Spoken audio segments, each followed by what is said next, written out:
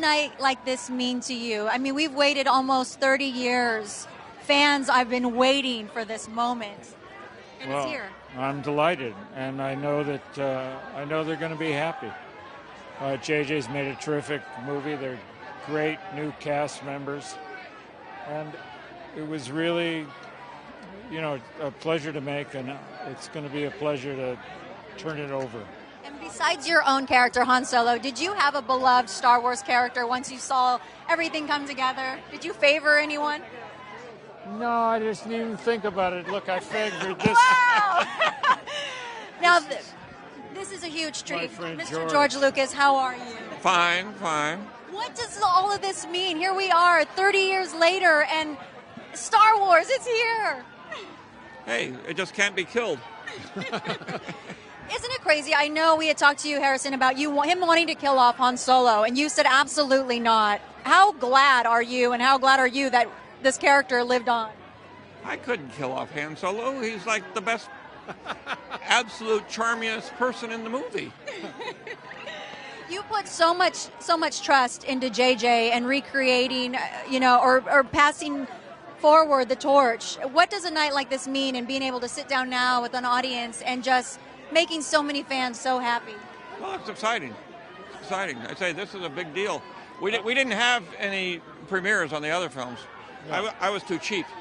I said, I'm not going to spend $3 million on a premiere. Shh, I don't want to tell you to shut up, but you did not have a premiere for the first. We did in London, because we have you have Prince Charles's charity, so we went and do that. There's a command thing we kind of do, but here we never did it. So this is my first Star Wars premiere in America. Wow.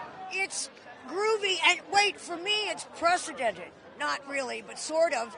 But I mean that I did the other one, and that was really weird. But this is not weird, in a fun way. Does it mean so much more now, not only having your daughter here, but having her part of this franchise? Having her here in what way? Oh, yes. I love having my daughter around. What does this mean to be with your mom at the movie that started it all for her, and now you're a part of this gigantic franchise? I'll take one of her words and make it bigger. It's super groovy for me. It's incredible, really. It's surreal. So you are the big secret. We have no idea what's happening with Luke Skywalker. Right. Can you fill us in just a little bit? Well, you've won this long. You don't want to spoil it. It's like a Christmas present. You don't want your brothers or sister telling you what you're getting before the actual day. And now we're hours away. It feels amazing. This is 2 years in the waiting.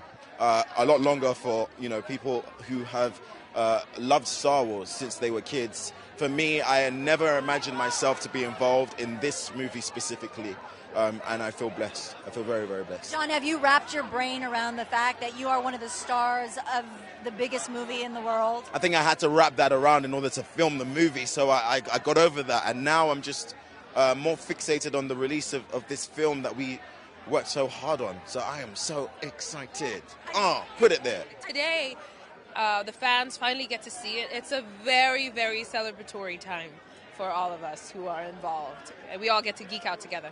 What does that mean when you see fans who have just loved and adored this movie from day one, and now 30 years later, and they're about to finally get what they've been waiting for? Well, my hat goes off to them, because they've done time waiting for this film. So I'm just so happy that they finally get to see it. It's made for them. Lupita, do you have a favorite Star Wars character? R2-D2. Can you do an impression? That's pretty good. I tried. It feels crazy. Like, people shouting, and I'm blind, but it's cool. Have you digested at all that you are the star of the biggest movie of all time? Nope. Nope. Is it still now that you're here and you're... It doesn't feel like that. It feels like this is an ensemble piece. Star Wars has always been an ensemble thing. And I'm really glad that it doesn't feel like that. I feel like we're all part of one team, and the whole is greater than the sum of the parts. Oh, I feel like my wife and all the people around my family has been very interested in what I've been stressed out about for the past 3 years. So that's it's finally good to share it. This is the best part. I mean, if it would be kind of silly to make it and then keep it to ourselves, and this is the most exciting thing about it, I'd say. Absorbing it's not even possible. I mean, look at all this. It's really insane, and this goes on for 5 blocks or something like that. It's crazy.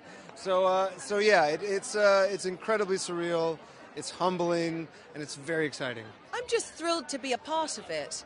I really think that what Lucasfilm and Disney have done is to honor the origins of the films that we all love that have had such an impact on so many people, but to be modern in the choices that they've made. And I think that is what will speak to people. It's a little overwhelming and incredibly gratifying. I'm very excited for everyone to see the movie. Do you have the butterflies turning, knowing that we're going to all sit down, a live audience, and watch the film finally, all your hard work? I'm sure I will in an hour or so, but at the moment I just feel excited to be here and to see this endless tunnel. This thing seems to go on forever. It does. Yeah.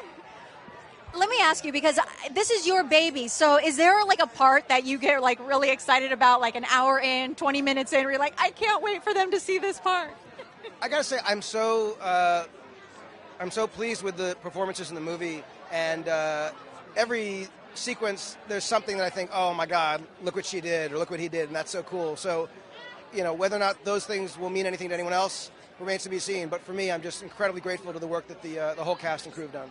Harrison said earlier that when the door fell on him and you went over, I know you hurt your vertebrae in your back. He said he warned you. He said, you're not going to be able to get this thing off of me. He did. But I thought in that moment, I thought, what does he know? I'm going to watch. I'm going to do a Hulk move and save Harrison Ford, which failed miserably. And I broke my back. But I guess the lesson really is even when he's,